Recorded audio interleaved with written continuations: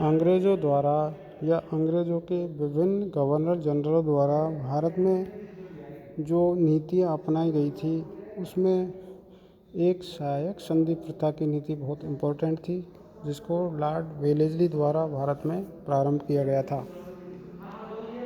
इस संधि के अनुसार किसी भी देशी राज्य को आवश्यकता पड़ने पर अंग्रेज़ों द्वारा उसे सैनिक सहायता दी जाती थी। इस तरह का उसमें कमिटमेंट किया गया था। इस संधि की जो शर्तें थीं उनका विस्तृत विवरण हम निम्न प्रकार कर सकते हैं।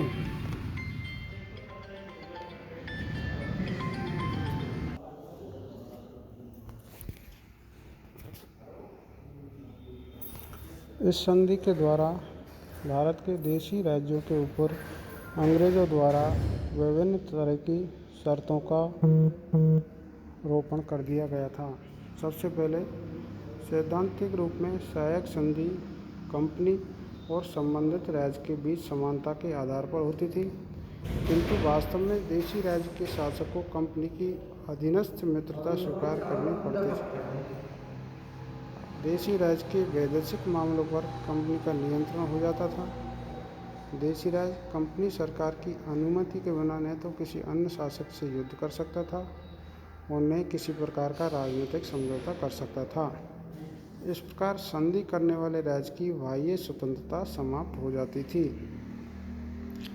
देशी राज्यों को अंग्रेजों के अतिरिक्त अन्य किसी यूरोपियन को अपने यहाँ नौकरी में रखने अथवा निवास करने की अनुमति देने का अधिकार नहीं होता था।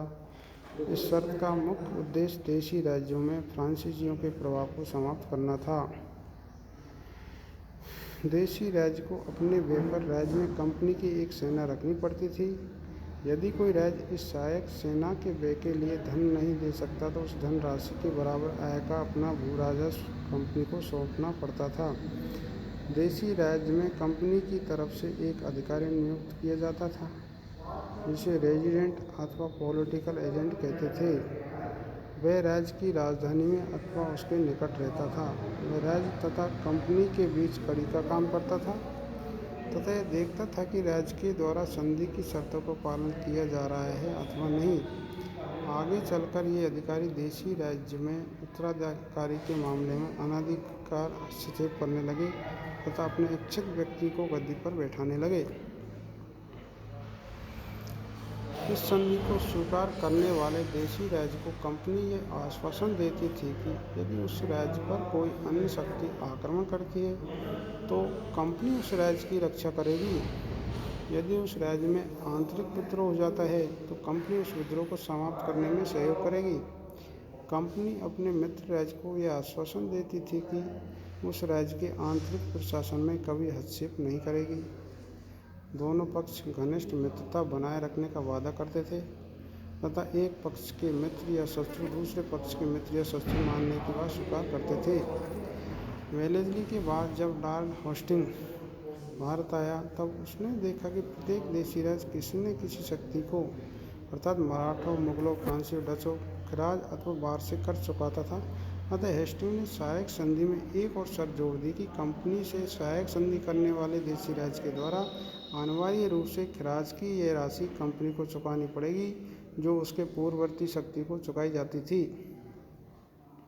इस प्रकार सहायक संधि की शर्तों के अनुसार भारत के देशी राज्यों के ऊपर ब्रिटिश शासन का राजनीतिक एवं आर्थिक प्रभुत्व स्थापित हो गया और देशी राज्य पूर्ण रूप से ब्रिटिश शासन के अधीन हो गए। सहायक संधि की समीक्षा एवं विश्लेषण। इस संधि के द्वारा प्रमुख रूप से जो प्रभाव पड़े, भारतीय शासकों को जो नुकसान हुआ उसका प्रमुख ये था, देशी राज्यों को शोषण होने लगा, बिना किसी व्यय के सेना रखना पड़ा जिससे उनकी आर्थिक स्थिति बहुत कमज़ोर हो गई। सैनिक सीमाओं का विस्तार नहीं कर सकते थे। देशी राज्य के क्षेत्र को हड़पने की इनको सुविधा मिल गई थी अंग्रेज़ों को और राज्यों के शासन पर अंग्रेज़ों का पूर्ण अधिकार हो गया था। देशी राज्यों में आपस में अलगाव की नीति उत्पन्न हो गई थी और इस सहायक संधि के द्वारा फ्रांसीसियों का दमन चालू हो गया था और अंग्रेज़ों की जो प्रभुसत्ता थी वो पूर्ण रूप से एकाएक हो गई थी।